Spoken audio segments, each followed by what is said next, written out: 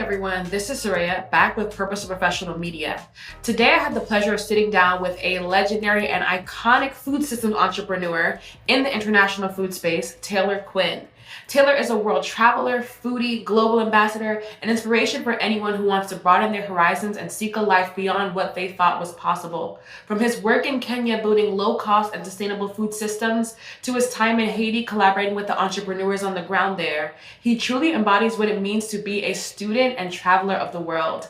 I was excited to sit down with Taylor and bask in his wisdom as he shared what makes his journey so special. This episode is full of gems and lessons.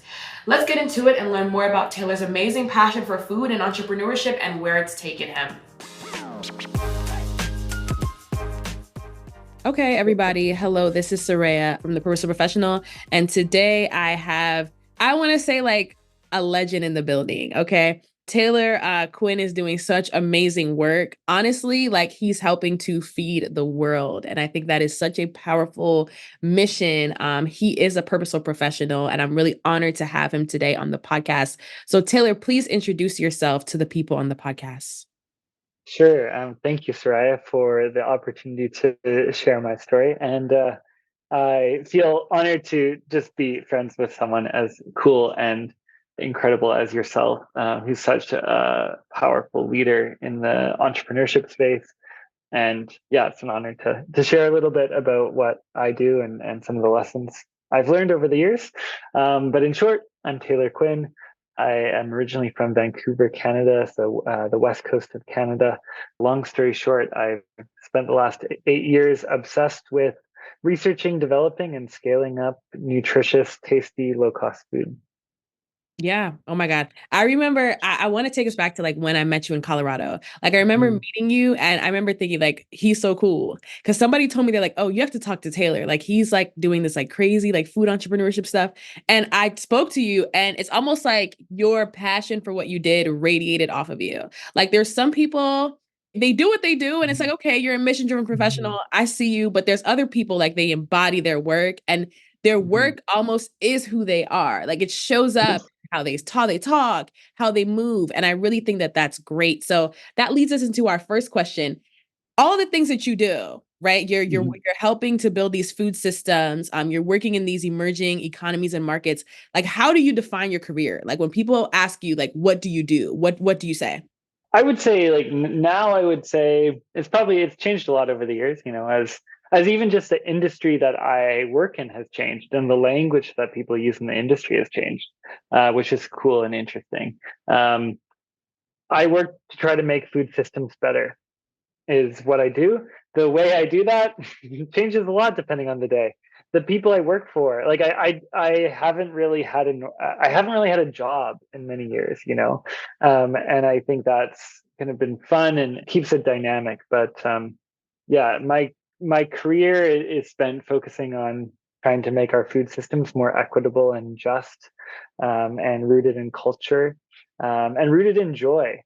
I think so much when we talk about all sorts of different social problems, we come at it from a place of seriousness, which is important at certain times and in certain areas. Don't get me wrong.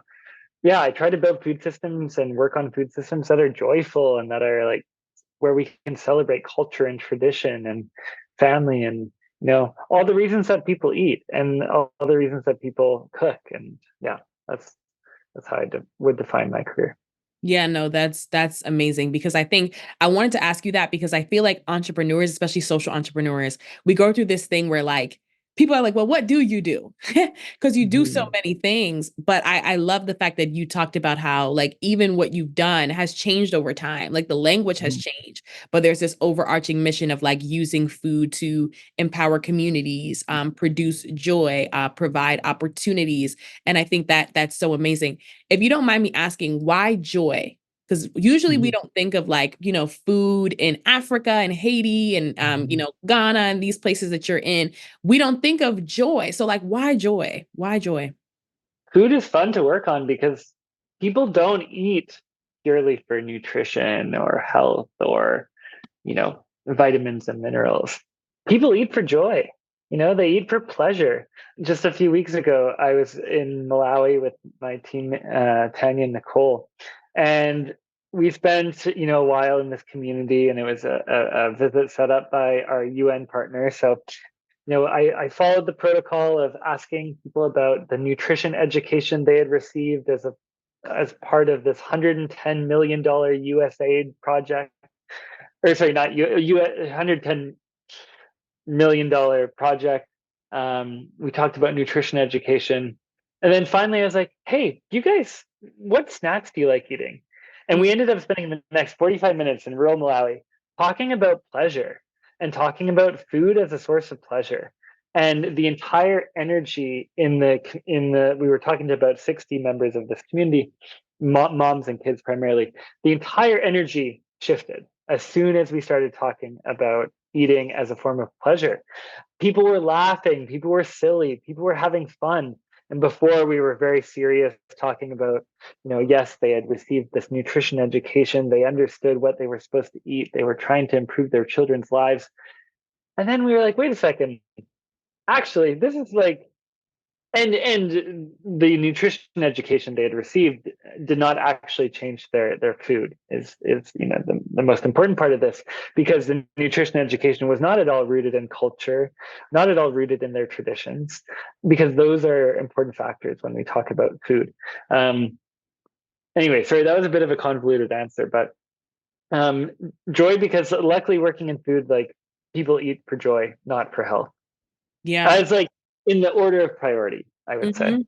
I knew you were going to say like Malawi or somewhere in Africa, because Yeah. I think that mindset goes so far against our westernized like diet culture, or Mhm. even like, keep that waist slim. Mhm. I literally hear people say, I don't know if you've heard this, but like, you eat to live, not live to eat. And I hear that a lot, because it's almost Mhm. like in the West, there's this thing of like, food does give us joy, but we deny it. Like, we deny it. Mhm. 'Cause I Mhm. know I had Yeah. that barbecue chicken Yeah. slash Yeah. Yeah. pizza today, and that gave me joy. Mhm. But I can't say that, because it's like, oh, well, you're supposed to be on a diet. Like, you told me you wanted to Mhm. lose 10 pounds. So I feel like I wanted to highlight that joy thing, because you're bringing us back to our roots. You're literally grounding us in the fact that like food should be pleasurable. It shouldn't Mhm. be Mhm. something that we're at war with. And I'm grateful that Mhm. you had that time of connection in Malawi that allowed you to see that. Mhm. And I would just add to, like, working on food systems for us, like, yes, we work on like food as joy and food as culture, but then also like try to bring in that nutrition and health Mhm. angle. But at the end of the day, like, ensuring those things are one and the same, because yet, to your point, generally speaking, like, how the food system works today is you often have to choose. You either pick the healthy thing that's part of the diet you're following, or whatever it might be, that doesn't taste as good, or it doesn't necessarily align with those food traditions your mom or your grandmother taught you. Or you pick the stuff that's joyful and unhealthy, and you just like go for it. We believe there's a middle ground where you can have both of those things if you thoughtfully design food products. Yeah, no, there is a middle ground. And I know, because you have been and lived in West Africa, you've seen the middle ground. Like, I'm telling you, like, the igusi and like some of the dishes, like, they're Mhm. healthy, and they also are like great for, just taste really good, Totally. have that great taste. Jollof, like, there's so many different Mhm. crazy things coming out of Africa in terms of the culinary world, like healthy, and but also really, really tasty. So my next question for you is like, tell us about tailored food. And I also think the name is like great, because your name is Taylor and it's tailored food. So I love the rhyme that it has and the rhythm that it has. What do you do to bring like these food systems to these emerging economies, and how did the Mhm. organization like come about? In general, like, kind of from a philosophical perspective, everything we do is based on what's called like the ABCD approach to community building, which is asset-based community development. So anywhere we work, we're first asking like, hey, again, what are people eating? Why are they eating those things? What's bringing them joy? What infrastructure already exists? Like, why are people spending money on the things they're spending money on? And then let's build from that place, rather than coming into a community and saying, hey, you need to be educated on healthy food. Let's, like, we need to educate you. No, no, no. People already, know a lot of things, and then we build on that. But at Tailored Food, we partner with grassroots entrepreneurs. So sometimes that's like an individual person in a rural community, all the way up to some of the world's biggest food companies. So we partner with entrepreneurs to research, develop, and scale up nutritious, low cost food. So we'll conduct like in person research, online research on what are the food trends, opportunities, and then we'll actually develop food products and then work with enterprises to then sell those food products directly to low income families and also to school lunch programs or other social protection programs. Um, and so that's what we kind of initially did at Tailored Food. Um, Over the years, we've come to learn that like we can only create as much impact as we are at a certain rate of scale. So we've become, obsessed with kind of a second area of operation, which is trying to share our learnings as far and wide as possible. So Tailored Food now does consulting projects inside the world's biggest food system institutions, everyone from Unilever to the UN World Food Program to giant nonprofits like Save the Children, where we are bringing our learnings and our approach into these big institutions to make these institutions better. Yeah. Wow. I feel like what you're doing is so comprehensive and also so I feel like it's definitely world changing. You must hear that a lot. Like what you're doing is world changing. And Oh, you're not no, the only I don't think person in so. this space. But I think what's unique about I feel like even your leadership approach, you're talking about it being community led, community driven. That's not Mhm. always the case. And I think that Mhm. even knowing you as a leader, I know that what you bring is unique because you definitely do center the community or even the entrepreneurs that you work with. It seems like you center them within the work Mhm. rather than thinking just about your own bottom line. So congratulations on the success with that sort of I feel like humanistic viewpoint on the work that you do. Yeah, and thank you, firstly, for the kind words. And the nature of any of our agreements with our entrepreneur partners is unfortunately a little novel, but I don't think it should be novel compared to like how most business relationships work in, especially in like the international development world, where we agree with our partners that like, hey, if Tailored Food is providing them value, great, let's keep working together. But if we're not providing them value, then they should stop working with us right away. Um, and so we have kind of this like it's very much a we try to as much as possible equalize the power dynamics in the relationship.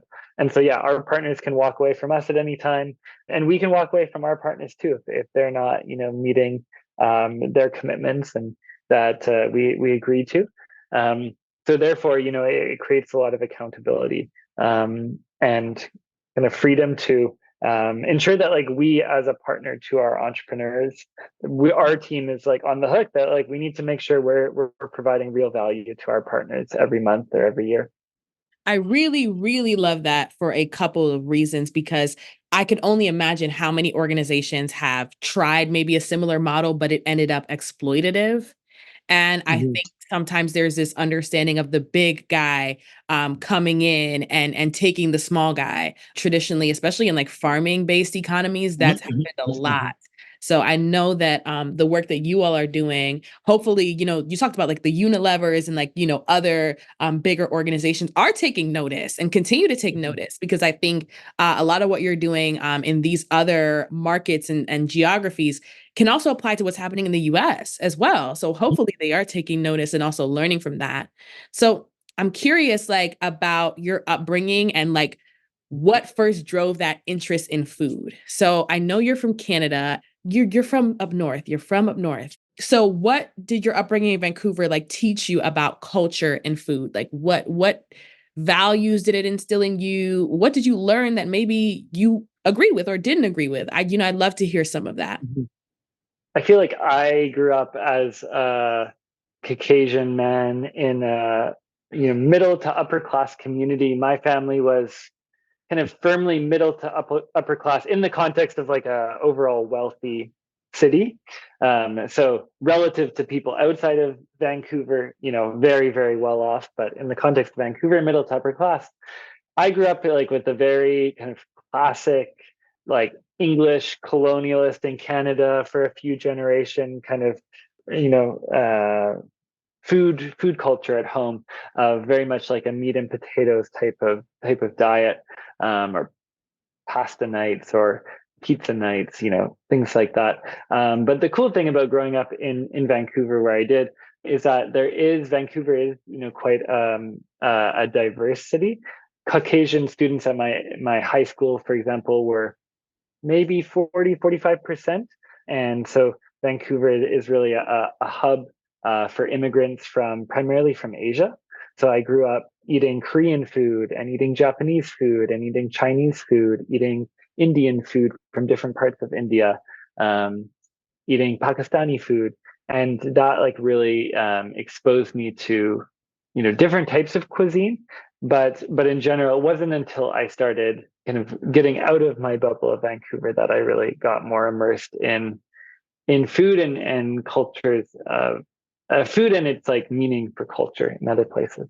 I feel like you're talking about a lot of our experiences. Like, you grow up in a city where it's diverse and you see Mhm. diverse cuisine, but it takes you like getting outside of that bubble to really be able to see um not only like how powerful food can be, like how life-changing it Mhm. can be for someone to get a hot meal, because everyone Mhm. doesn't have access to that. But also, I feel like how flexible food is in different parts of the world. Like, I think Mhm. I don't know about Canada, but in America, it's very a consumer culture. People say, oh, it goes in and it goes out. Like, Mhm. but I think in other areas, I will see them, like, even take something as simple as corn, I will see them use every single part of the corn. Like, everything is used. And the Mhm. flexibility and creativity around food going beyond consumption is something I think is very unique and something I love a Mhm. lot. Yeah. Yeah, I would agree with you there. Yeah. Yeah. So when was it for you that you knew you had to get out of that bubble? Like, when did you say Vancouver's great, but I want to see the world. I want to see the world. I want to see more. Yeah. Luckily, like honestly, like I wish with, in hindsight, that I was a wise teenager, but I really was not. I didn't, I was scared. I was anxious. I was incredibly socially awkward, like incredibly so. And just, yeah, I would just live my life with kind of a nervous energy. I was a homebody. I would go home after school, you know, watch TV, do my homework. Like my mom would try to encourage me to have friends, but I really was resistant. But luckily, my guidance counselor at high school happened to be our neighbor, kind of down the laneway from my house.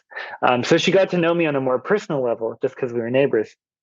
I would have never like gone to see the guidance counselor at school. I wouldn't have like sought advice, but she got to know me and she encouraged me to apply for a high school student enrichment program, like a high school leadership program. And I was very resistant. I said, no, no, no, like that's not for me. But she's like, just try it.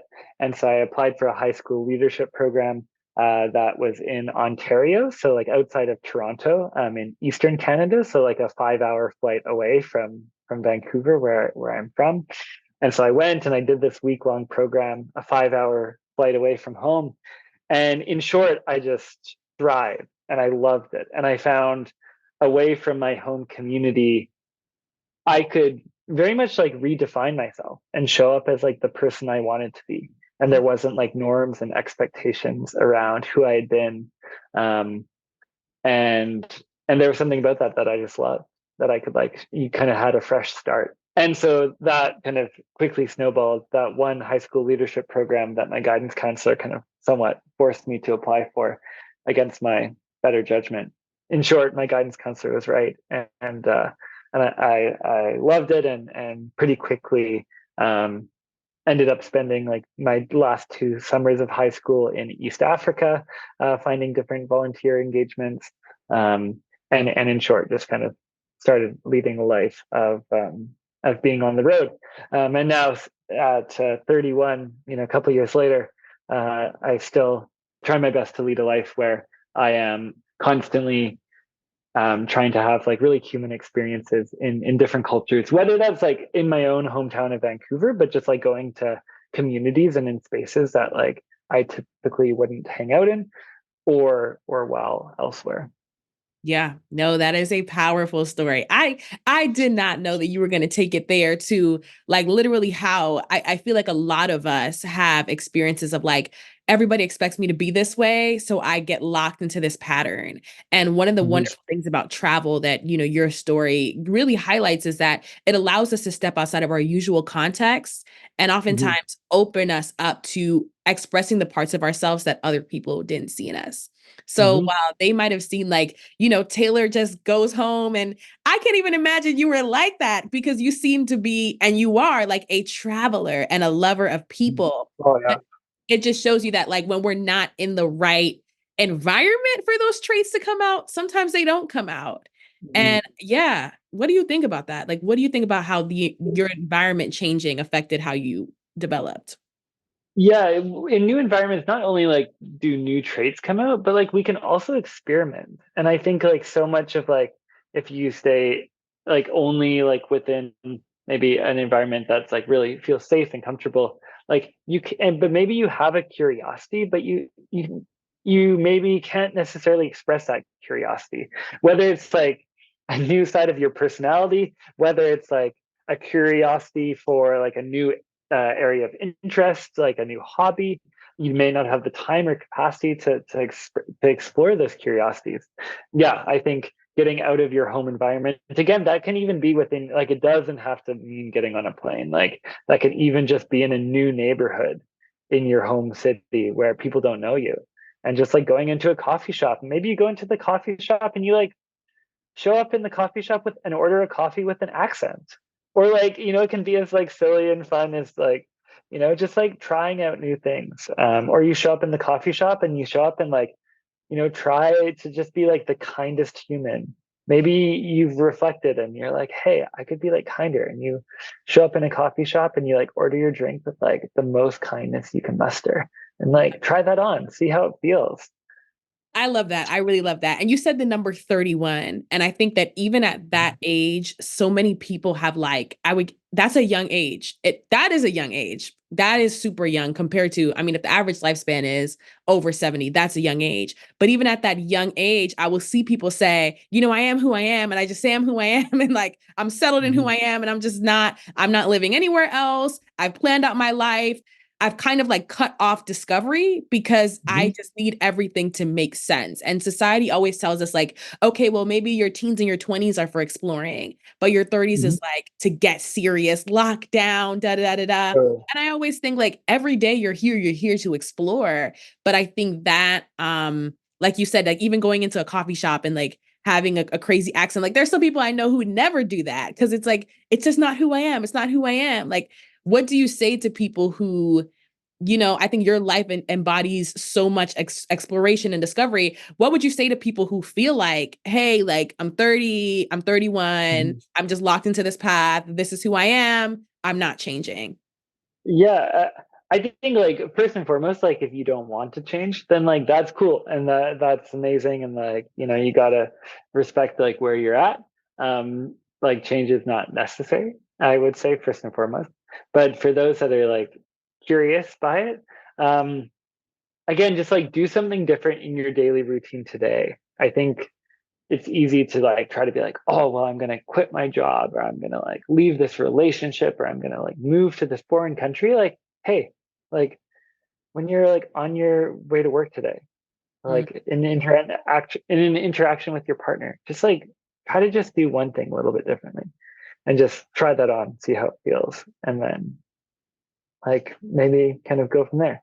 Or like in a bigger way, like I found like in all my travels to different places, different communities, unless you're in like the most touristy popular areas, humans are really kind and like will help you out, and like you don't necessarily need to know what you're doing. And also like, in touristed places, like people are generally kind, but maybe there's like, those environments like, Paris near the Eiffel Tower, or New York, near Times Square. Like those environments can be little bit more hectic. But like if you're traveling to the community somewhere or town somewhere, and like, people will generally like help you out if you need help. Humans are inherently good, is at least my perspective and experience.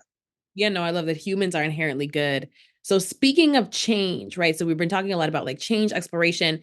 There was a time where you went from like traveling to East Africa to Mhm. discovering that you wanted to actually be an entrepreneur in this context. So my next question, I want to kind of delve into like what made you discover like, hey, like this can maybe be my chance to exercise my entrepreneurial instincts. Like when Mhm. did you recognize that you wanted to be a social entrepreneur in the low cost food space in Mhm. countries like, in East African countries, Mhm. even in Caribbean context as well? My entrepreneurship journey has been a bit of a like on again, off again one, in that like, at least for myself, like I think there's being an entrepreneur is like more so like a state of mind, and like it's like you could call it like you're really good at problem solving and creativity and adaptability, and it can be more defined by the traits. And my interest more than anything has been like learning and surrounding myself with like incredible people who inspire me, and like at the end of the day, like trying to create impact with the time I have, and the work that I do. And honestly, like at some points, like the best way to do that has been by like going inside big organizations or going inside other people's entrepreneurship projects, right? um, and not always being like the entrepreneur myself. um, and so yeah, so my journey has been like one of like working inside and outside of organizations, when kind of the time is right. Um, and then for me, my entrepreneurship journey into food and into the work I do now around nutritious low cost food, honestly, like I would love to stop, and I would love if I didn't have to do this, because like I like simply like I do what I do because like there's like just this gigantic gap in the market where there's like weirdly very few organizations and people, in this kind of weird little space that our work is in. Um, and so I'm an entrepreneur doing this like because it has to exist. But like 10 years from now, if there's like 40 smart young people who are doing it better than I'm doing it, amazing, great. That is ideal. I just want this type of work to exist. It didn't seemingly exist as I started digging into it. So I had to do it. Right now, for example, like I'm starting kind of a side organization to tailored food, called the Evidence-Based Council for Children's Health and Nutrition. Mm, Another example of a project where like I would rather the work just exists and like creates yeah. impact, and then like I can like leverage, I could like leverage this work. But unfortunately, I've talked to every smart academic and like leader and that I can. The work just doesn't exist, and people are like, oh well, that's actually a good idea, yeah, that should exist. They're like, I would use that. um so I'm like, oh, okay, I guess I guess I just have to do it.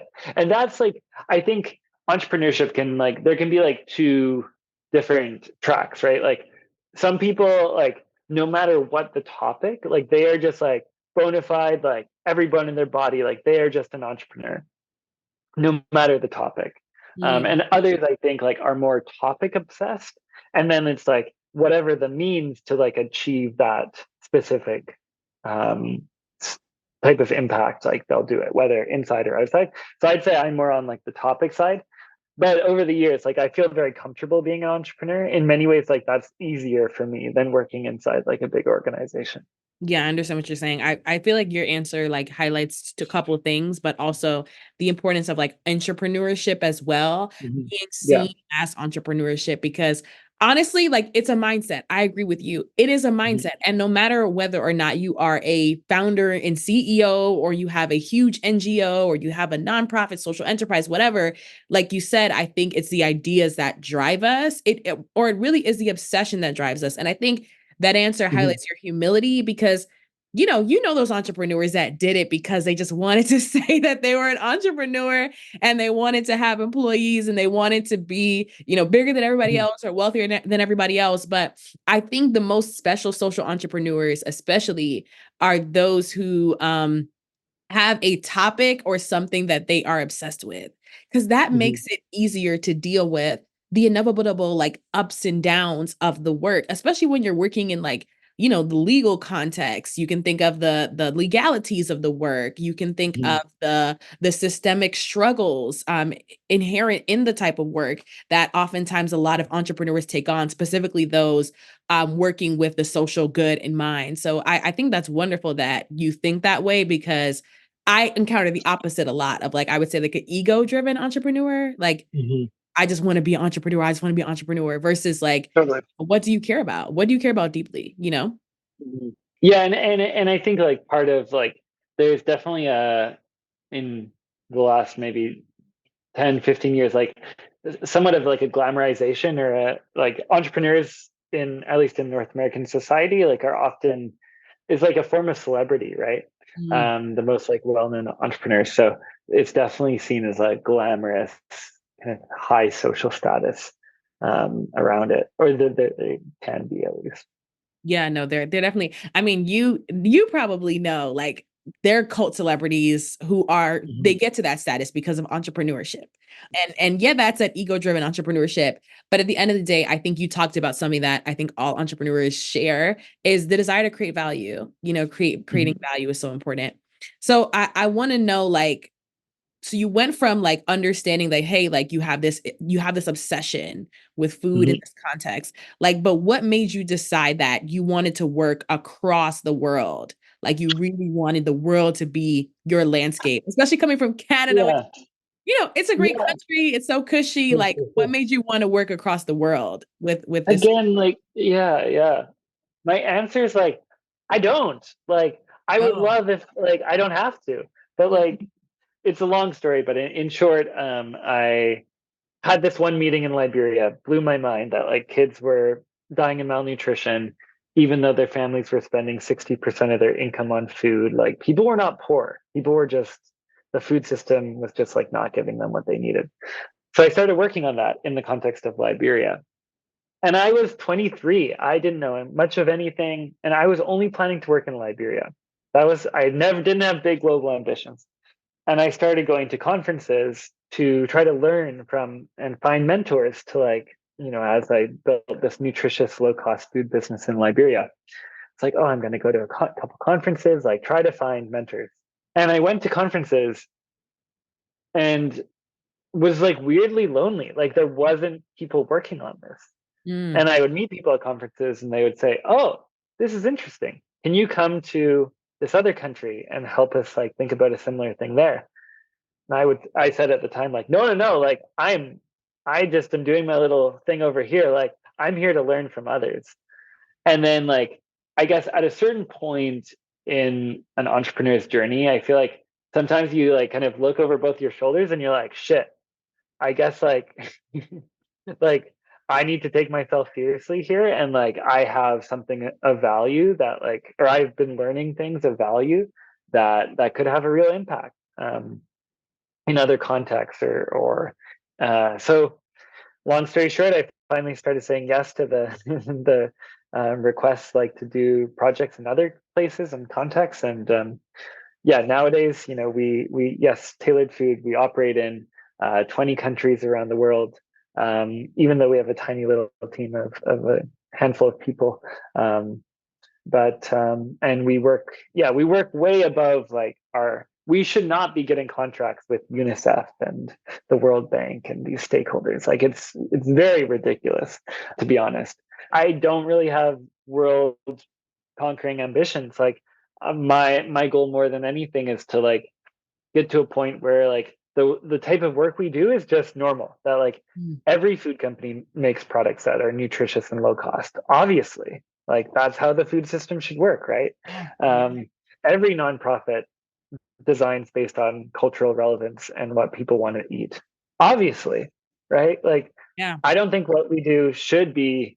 kind of its own thing. It should be somewhat like mainstreamed into how food system actors work today. Yeah, no, I just want to say I love how like your ego is not driving your entrepreneurship because I feel like every Mhm. answer that you give is so focused on like I'm trying to make this sector better so that someone can build upon what I'm building upon and that these things that we're trying to build with tailored food or we're trying to institute in spaces and systems become normalized because at the end of the Mhm. day like it's really the change that we should be after, right? It shouldn't be the monopolizing or trying to create dependencies but really empower people to have a better and brighter future, and that involves shifting what's Mhm. currently happening. And I always say when the status quo changes, we have to be willing to step back and allow new people to take over, new Mhm. innovations, new understanding to take over. So I think that's wonderful. I think the way that you view it is just wonderful, and the way that you view your work is wonderful. I really do like that and appreciate that. Thank you, Surayya. Thank you for your kind words. That being said, I think like the other piece of it is like also taking ourselves seriously and like and realizing that like we can have impact by scaling and whatnot. So like it's finding the balance of that. And we've gone through periods where we're just kind of head down in our own little bubble, and periods where we're sharing more at conferences and things like that. So kind of ebbs and flows. Yeah, absolutely, absolutely. But one thing I think your story exemplifies, and I've spoken to other entrepreneurs on this platform this season, is that I feel like there's a saying that keeps on coming up that I want to share with you. And it says that your gift will make room for you. I feel like a lot of us didn't mean to do what we're doing. Like a lot of us just kind of happened to fall into it, and the right opportunities came at the right moment. You said that you were going to conferences and you were talking to people, and people were just fascinated by what you were proposing, that they were like, hey, I want you to look beyond Liberia. And Mhm. I think that oddly can be comforting for entrepreneurs because I think there's some element of fate. Like if you're supposed to be doing something, the doors will Mhm. open for you to do that. And I think your story exemplifies that even though you might not have seen yourself within these different contexts, other people saw you in that and saw Mhm. Taylor Foods in that. And then doors just started opening based Mhm. on that. Yeah. Mhm. Yeah, and I'm also very conscious too, and again, this is something I've my own journey's progressed with it all over the years, but like that like as a white male who can speak relatively articulately, like I am getting into rooms or invited to do new projects that like maybe others wouldn't be able to do, right? Mhm. And so also very much acknowledging like my privilege in that, and therefore like and how to best leverage that privilege and not be afraid. Like on Mother's Day the other day, I talked to my mom and told her about some of the stuff I'm working on. She's like, you shouldn't be like, you're gonna like lose, like you're gonna piss people off. And I'm like, mom, like I like other people don't have the luxury of being careful or not being careful. So like for me, like yes, I'm gonna get these projects with these big institutions, but then I'm gonna like be kicking and screaming inside these big institutions to progress on change as much as I can. Yeah. Amazing, because that was actually the next question. So you definitely read my mind with that. But I think that makes a lot of sense as well. Like, number one, I'm in the DEI space. So I understand privilege, allyship, all these conversations. And I love the fact that you said you're going to be in those rooms, like literally kicking and screaming for those who are not in the room, because I think that that's what it means to be an ally. We can't get anywhere without allyship. I mean, I can say this on my podcast as a Black woman, where would I be if it wasn't for the people who sponsored me, who brought my names up Mhm. in rooms that I wasn't allowed in? I wouldn't have been allowed in the room to begin with. So I think that continue to do that and operate in that power. But my next question involves what tips you have for other people of Caucasian backgrounds that have these Mhm. aspirations to do this mission driven, world changing work. So my next question for you is what tips or insights would you have for Caucasian individuals who want to work in diverse contexts and countries outside of their heritage? Yeah, it's an important question, and one that I have thought a lot about over the years, and tried to figure out my own approach, and how to advise team members of mine on how to operate in cultures different from their own. I think like first and foremost, like understanding and reading as much as possible and watching documentaries, or like understanding the history of the places you go into. Like what is the historical context of a light-skinned Caucasian person in Malawi or in Kenya? And what are the norms and procedures that have been developed over the last 100 years, 150 years around some of those power dynamics, right? So like first and foremost, like understanding the history and the context of people who look like you in the places you're going Mhm. to simplify it. And then like secondly, like more broadly, like genuinely like going into context from the perspective of like just being open to like again taking like an asset-based community development approach to go back to something I said earlier of just like going into community and understanding like that community like works a certain way and that's fantastic. And how do you build from that and build from like the bright spots in that community versus like looking at the problems in that community. um and so I think like coming in as an outsider and like trying to pick out the problems in a place is like very much like problematic in a lot of ways, and creates weird power dynamics.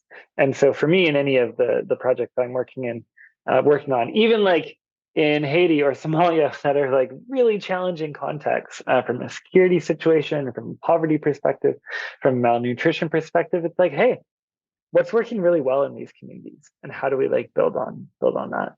Just like one other like very like practical little thing. So like whenever like a focus group or anything's organized by UNICEF or any of my partners, that I'll always like go into a space and there'll be like a few chairs for like me and a translator and like the community elder. And then like all the moms and kids will be sitting on the ground. So in that situation, like I will always go and sit in the middle of the moms and kids on the ground, or just like find a spot in the circle and sit on the ground. And it always screws up the translation and people don't really know what to do because that's like the white the Caucasian person's not supposed to sit on the ground. And again, it's like been 150 years of the Caucasian person sitting on a chair and not on the ground. So there's also like small symbolic things like that of like, what are people doing, and just do that, and be conscious of like your positioning in that space. Yeah, no, I just wanted to say, like, I feel like everything that you're saying is so spot on, but you are probably familiar with the term colonizer. And I Mhm. oftentimes, those of us from the West, we can be well intentioned, but we'll go in with a So, colonizer mindset mhm, of like, this is how it's done in America, the mhm, UK, Canada, whatever. And this is how I feel like it should be done. And in mhm, many ways, we're imposing our will on people that, I mean, yes, the food systems might not be as good as they can be, but I love that you talked about like focusing on what is good, because there are many things that we can learn from them, in terms of mhm, their culture. Like literally, mhm, like when I watch videos of Africa and the Caribbean, my family's from the Caribbean, I see a way of life that I feel like us in more westernized contexts can learn from. I mean, I see mhm, a gratitude with few, like being grateful for having little, that I think that we mhm, can learn from. So I love the fact that you start with like, how can how can I learn from this community, and like what are the good things about this community, rather than that, colonizer, like this is how it's done here. So I'm mhm, just going to impose my will, because you can end up stripping them of things that give them a sense of joy and identity, even in mhm, what we would consider an adverse state, you know? mhm. Yeah, most definitely, and yeah, I completely agree with everything you're saying, and even just I've been very conscious lately on like the language we use internally at Tailored Food, and just really trying to like in every aspect of what we do, like being trying to be more thoughtful about it, like referring to like for example, like in the UN world and in the international development space, like people will say they're going on like a field mission if they're like going to another country and like going out to schools or whatever. But then on reflection, I'm like, if if we were an organized, if we were like operating in like a wealthy Caucasian community, would we say we're going to the field, or is that like somewhat like of a? And like, I don't think we would say that. So like, Mhm. let's actually like change our language. It's like, hey, no, we're Yeah. going to like Malawian communities. We're not going to like and even the term mission, so like within like the UN system, like and like all the documentation of the projects we do, it's like the mission report or this or that. And some of that's like official UN language that we have to use. But like mission connected to like missionaries, which of course is like, historically like a form of, um, like colonization. And so just in the language we use, really try to create a sense of like equalization as much as possible, in how we talk about, even just like the trips we're taking and the research we're doing. Yeah, I understand that importance of language. And I really do love that because yeah, like we can look at these terms as being culturally biased. Like, well, you give one context the term site, and then another Mhm, context has field. That's kind of mhm, what are we really inferring, or what are we really like, what are we connotating when we say different things? And one mhm, thing I've actually learned as an entrepreneur and as a founder is I feel like traditionally I constantly would hear, especially when I was an employee, like I work for somebody. Like I mhm, work for this organization, I work for this other founder. But one thing I like to say now is work with. Like I don't like to say mhm, people work for me, but work with me. And I mhm, think I started using that language because I was like, man, I don't want to have a sense of ownership over anyone. And mhm, I think that is it goes back to something that we talk about in DEI called like white supremacy culture, which I'm not sure if you're mhm, they have a new name for it, but that was like kind of the controversial name back when I mhm, first started this work.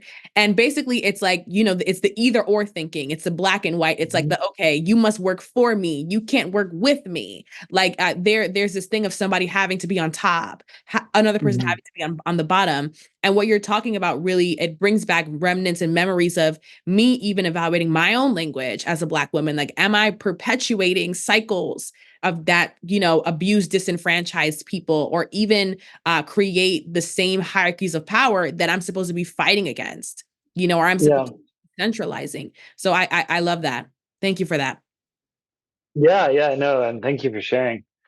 So my next question for you is like, I feel like what is the hardest part of being an entrepreneur in these markets? Like how were you able to navigate that and still like garner the support that you have garnered for your organizations? Yeah.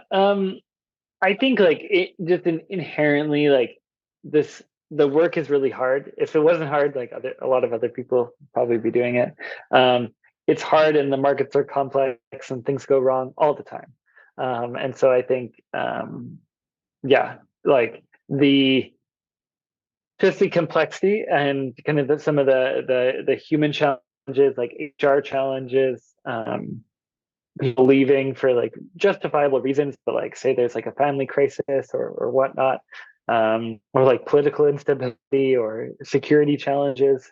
Um, so you're contending with all of those things all the time. Um, some of the markets we're working in, and so kind of just being truly like like as adaptable as possible to those dynamics.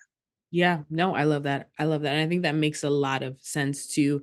I think you talk about political instability. Like imagine I feel like sometimes we don't even imagine like not being able to go to work because, somebody bombed the house next to Mhm, yours because they are of a mhm, different faith, or because they're aligned with a different yeah. political party than the dominant party. Like these are the things that happen regularly in certain contexts. So your empathy is something that needs to be celebrated because like we're talked about, like you won't be managing people from a different context, and you'll still imply your context onto them. And I think that might be one of the Mhm, hardest things, like having to understand they're just operating on a different context and different reality than I am. And I might not understand it fully, but I need to commit to understanding what I can. So I really do, I really do love that. So my last question for you is, where do you see yourself? Like you talked about all these amazing things that you do and that you're doing. Like where do you see yourself in 5 or 10 years? And like what are some like other social issues or problems that you envision yourself one day working on?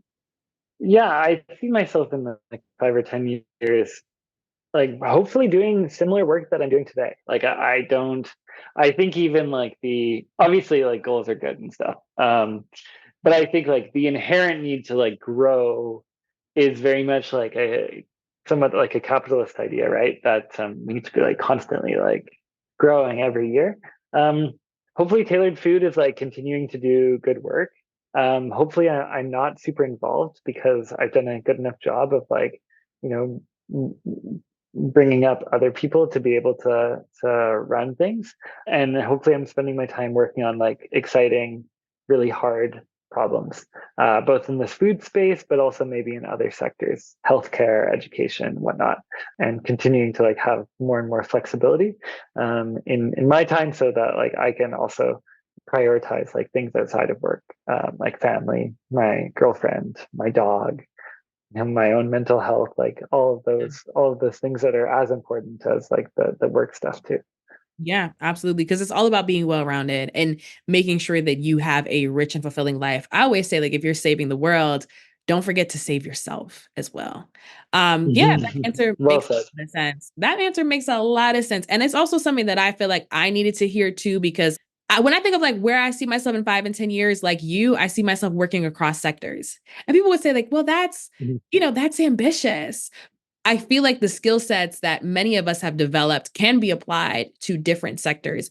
It's always like developing that beginner's mind is so powerful. Being able to see things through different lenses and understand how different realms operate, I feel like that's where innovation occurs, the cross contextualizing of ideas. So hopefully you will get that chance to continue to bring the work that you're doing to other contexts, because I know that there's so many people that could use that mindset and that lens through which you're currently working.